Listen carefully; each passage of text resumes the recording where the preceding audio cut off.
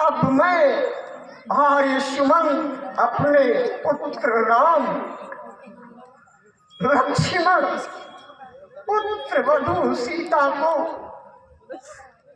जिन्हें हमने अपने हाथों से खिलाया है, ऐसे कलेजे के टुकड़ों को इन्हीं हाथों से वन में छोड़ना पड़ रहा है। हे विधाता, हे परमात्मा, मुझे इतनी शक्ति दो कि मैं वत्स राम लक्ष्मण और पुत्र वधू सीता को वन से घुमा के पुनः अयोध्या वापस ला सकूं और अपने महाराज की आज्ञा का पालन कर सकूं। हे विधाता, हे ईश्वर, अरे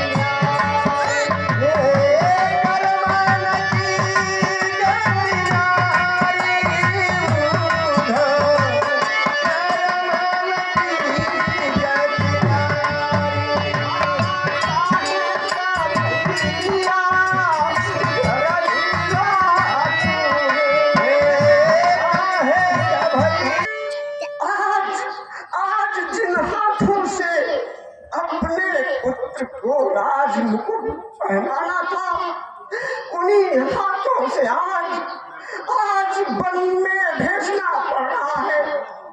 तेरी गति बहुत विचित्र है। हे प्रभु, हे परायात्म बल दो, इतनी शक्ति दो कि हम अपने पुत्र राम लक्ष्मण पुत्र वधू वापस महाराज के पास ला सके। प्रभु, महाराज के पास ला सके। हाँ भाई, आए कुछ पता हो हाँ भैया हम हो सुनते हैं। चौबेलाल कमाई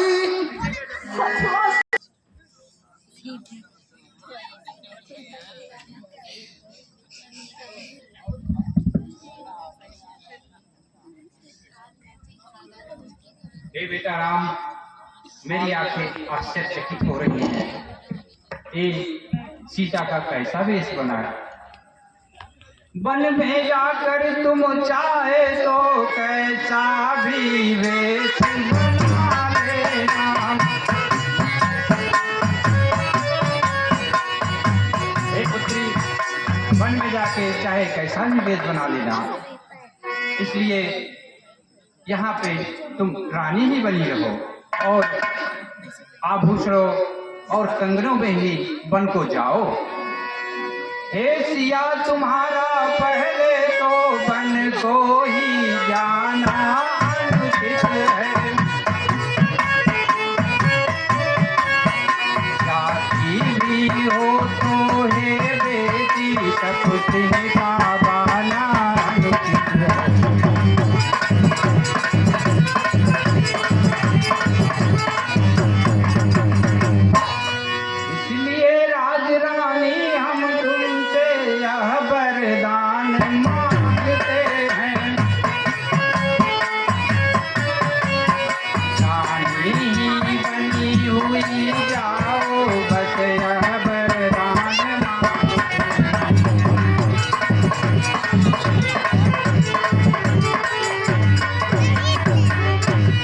हे पुत्री, तुम कुंडलों और कंगनों से अपने पति के साथ जाओ। ऐसा जोगिया वेश वस्त्र में देख के हमारी बूढ़ी आंखें थर्रा जाएंगी। सही गुरुजी, जैसे मेरे स्वामी वस्त्र पहन के जाएंगे वैसे मैं भी जाऊंगी वनवास। ठीक है पुत्री, तुम्हारी जो इच्छा है वही करो, अपने पतिव्रत धर्म का पालन करो।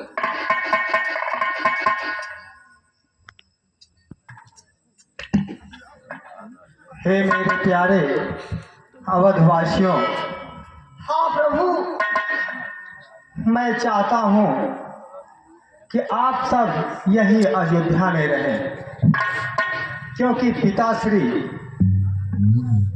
वह बहुत चिंतित हैं, उन्हें कोई सुध नहीं है, इसलिए मैं चाहता हूँ यहीं पर रहकर उनकी सेवा करूँ। हे प्रभु, आप तो जानते ही हैं कि पिताजी ने यह आज्ञा हृदय पर वज्र धारण करके दिया है। उनकी इच्छा नहीं है कि आप बन जाइए, और हम लोग पूरी जनता की ये इच्छा है कि आप यहीं रहना, आप यहीं रहें।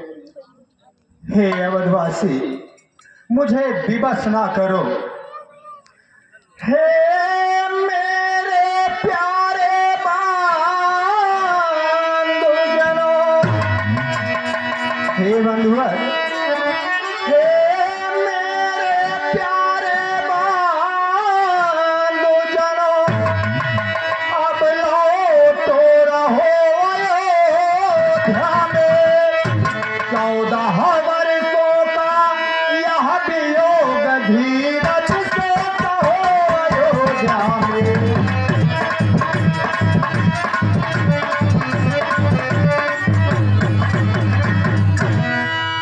14 वर्ष के लिए यह वियोग तो सहना ही होगा। हे मेरे प्यारे अवधवासी, मैं नहीं चाहता इस दुख से। हे अवधवासी, मैं नहीं चाहता इस दुख से। तड़पे अकुलाए पिता मेरे, तुम सब जाकर यह कार्य करो जिससे दुख पाए पिता मेरे।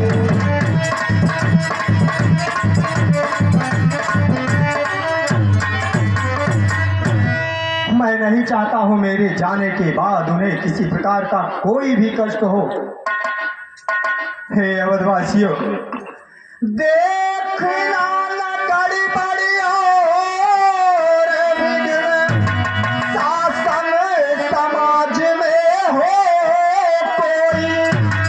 तुम सब पर राज्य सौंपता हूँ, विप्लव न राज में हो कोई।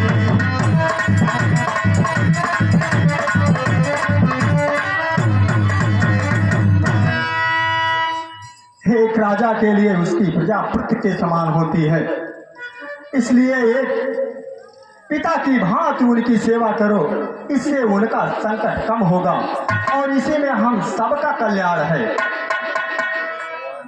हे प्रभु, जब आप ही नहीं रहेंगे तो हम लोग क्या करेंगे रहते हैं? आप जहाँ चलेंगे मैं वहाँ चलेंगे हम लोग। ठीक है अवधवासी, अगर तुम्हारी यही इच्छा है तो तुम भी हमारे साथ चलो। हे प्रभु, आप सुबह से चलते चलते थक गए हैं, आप तमसा नदी के किनारे पहुंच गए हैं। मेरी हार्दिक इच्छा है कि प्रभु यहाँ आप थोड़ा विश्राम करें। ठीक है आर्य सुमन।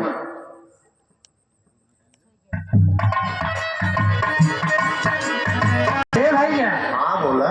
पहाड़ा देख बाटे ना तो उधर हे मंत्रीगण, हाँ प्रभु। सभी अवधवासीगण सब गहरी निद्रा में हैं। यही उचित समय है यहाँ से आगे प्रस्थान करने का। हे मंत्रीवर, हाँ प्रभु। हे मंत्रीवर, अब यही उचित रथ इसी समय तैयार करो। तमसा रहते रहते हमको तमसा नदी से उस पार करो।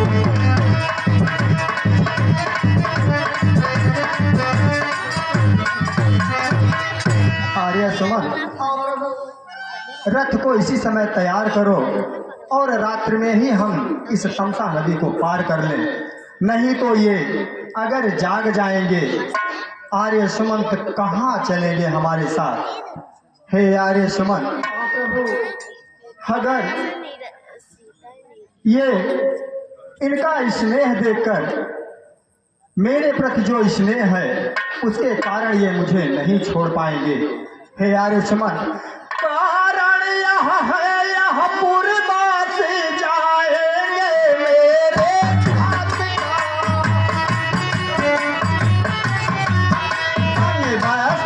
और गृहस्थी के होते हैं मेरे साथ का।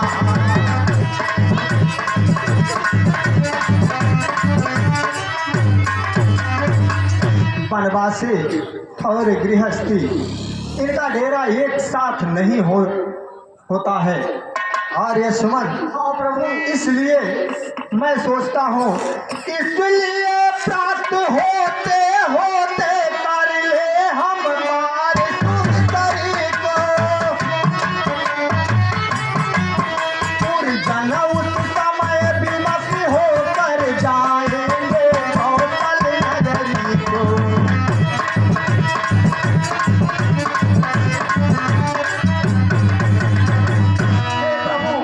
हे प्रभु।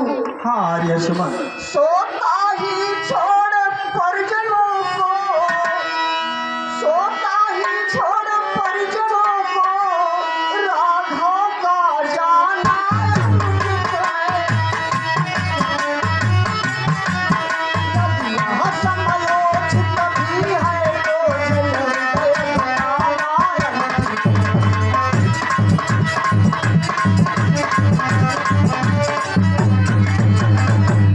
हे प्रभु, अगर यह समयोचित भी है तो जनता जनार्दन का हृदय दुखी करना ये उचित नहीं है प्रभु, उचित नहीं है।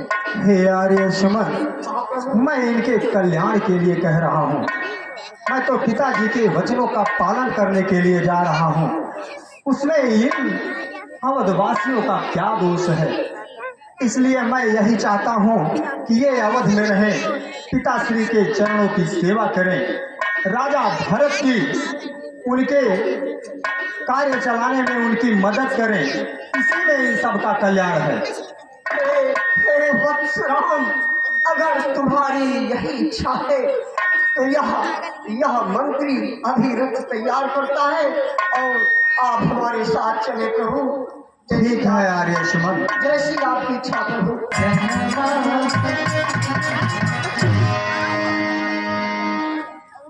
हे वत्स राम, हाँ आर्य सुमन, महाराज ने मुझे आज्ञा दिया था कि वत्स राम को 2-4 दिन वन में घुमा के उन्हें वापस अयोध्या लेके आना, अभी उनके प्राण सुरक्षित रहेंगे प्रभु। तो हे वत्स राम, मैं महाराज की तरफ से आपसे निवेदन करता हूँ कि अब 2-4 दिन आप वन में बिता चुके हैं प्रभु, अब वापस अयोध्या लौट चलिए, मेरे साथ चलिए प्रभु। हे आर्य सुमन, अब इसमें बहुत विलंब हो चुका है। तो मुझे धर्म के मार्ग से भटकने के लिए कह रहे हो, जो सर्वदा अनुचित है। माता पिता के वचनों का पालन करना बेटे का धर्म होता है और मैं इस धर्म का पालन अवश्य करूंगा। हे आर्य सुमन, हाँ वत्स राम। मंत्री मंत्री प्यारे मंत्री, यदि हमको आप चाहते हैं तो हम उस चाहत के नाते तुमसे बस यही मांगते हैं। हे वत्स राम, क्या चाहते हो बोलो वत्स राम, बोलो। हे आर्य सुमन, जितनी जल्दी जा सकते हो उतनी जल्दी घर जाओ तुम। 14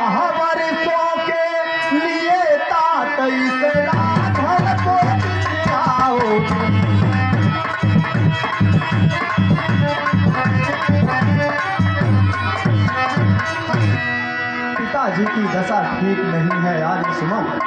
इसलिए मैं यही चाहता हूँ कि तुम जितनी जल्दी अयोध्या लौट सकते हो लौट जाओ, क्योंकि इसी में हम सबका निहित है। हे वत्स राम, मैं तुम्हारी बात मानता हूँ, लेकिन मैं महाराज को क्या मुँह दिखाऊंगा? उनकी आज्ञा थी कि 2-4 दिन घुमा के वापस लेके चले आओ। मैं कैसे कहूँगा कि अपने कलेजे के टुकड़ों को मैंने वन में छोड़ दिया है?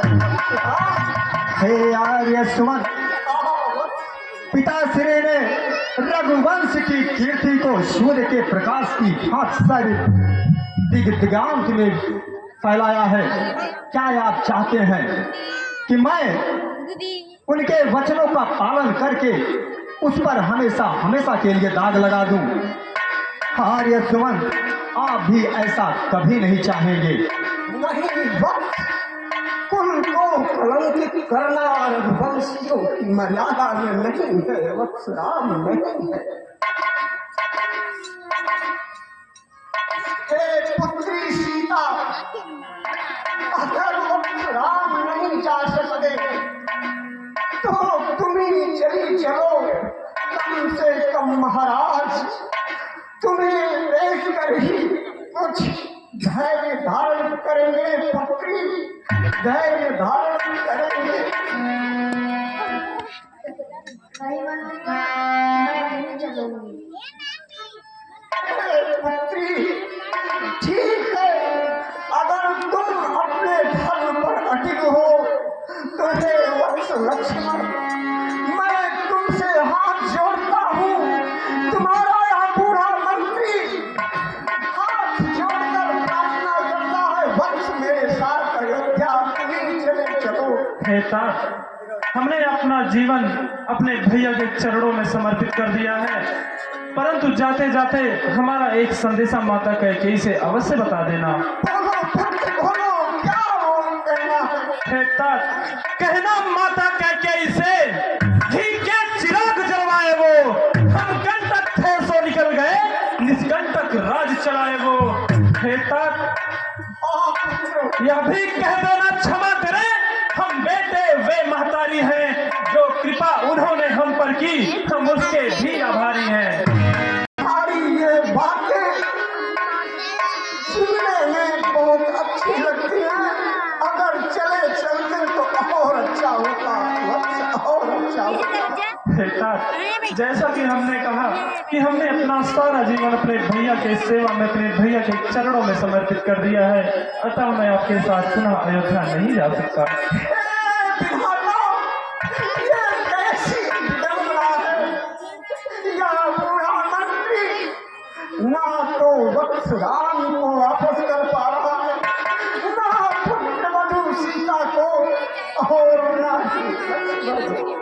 हे वत्स राम, हाँ आर्य सुमन, अगर कुछ संदेश हो तो बता दो, ताकि मैं संदेशा ही कह सकूं महाराज से। हे आर्य सुमन, हाँ वत्स राम, मैं एक विनती करना चाहता हूँ। बोलो वत्स, बोलो। हे आर्य सुमन, अनुज लक्ष्मण अभी अबोध बालक है, इसे उचित और अनुचित का ज्ञान नहीं है। कोई भी माँ अपने बेटे का कभी अमंगल नहीं चाह सकती है, इसलिए इसकी बातों का बुरा मत मानना। हे आर्य सुमन, दिल की तकती पर छोटों के बचनों को मसल लेना सुना। सौगात तुम्हें है वहाँ पहुँच के वतन कह देना।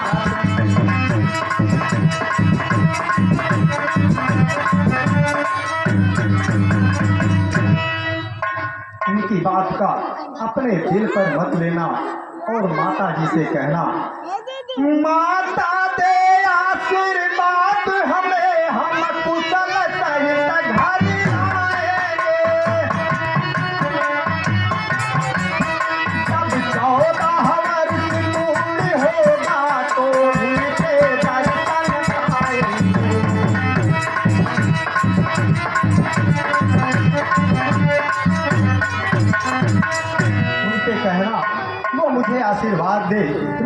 पिताजी के वचन का पालन कर सकूं। हे आर्य सुमन, और कहना इन 14 वर्षों में भी मैं क्षण मात्र न भूलूंगा उनको। अपने विचार के मंदिर में श्रद्धा से पूजूंगा उनको।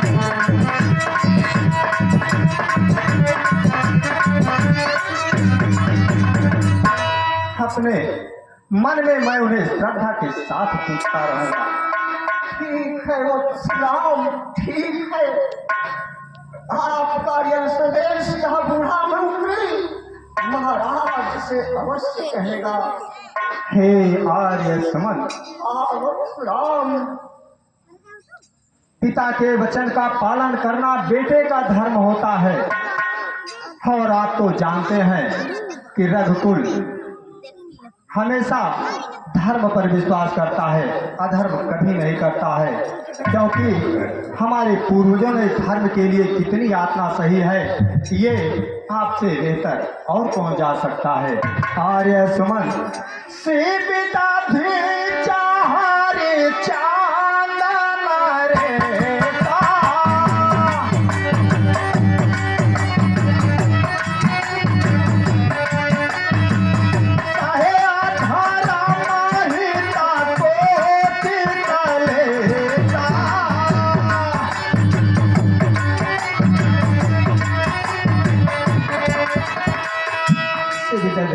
राजा हरिश्चंद्र जैसे राजाओं ने धर्म को धारण करने के लिए कितने कठिनाइयों का सामना किया है। आर्य सुमन, क्रांति देवा बलि भूप पूजाना,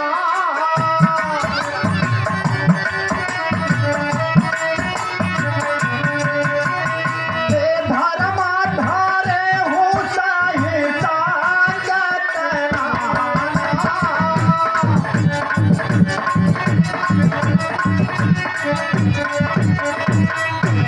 देव और बलि ने धर्म को धारण करने के लिए कितने ही कठिनाइयों का सामना हुआ है, और आज यह अवसर मुझे मिला है। हे आर्य सुमन, आर्य सुमन, माया सोई धारा मुसुला भाचरिता,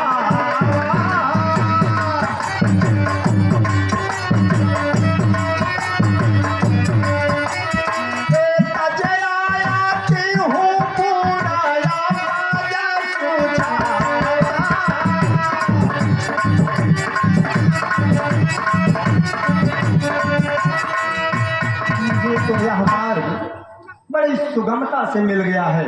अगर मैं इस मार्ग से विचलित हो जाता हूँ तो चारों तरफ अपयश ही अपयश होगा। इसलिए आर्य सुमन, आपसे विनम्र निवेदन है कि आप अयोध्या वापस लौट जाएं। हे वत्सराम, तुम्हारे इन वचनों ने मेरे ज्ञान के कपाट को खोल दिया है।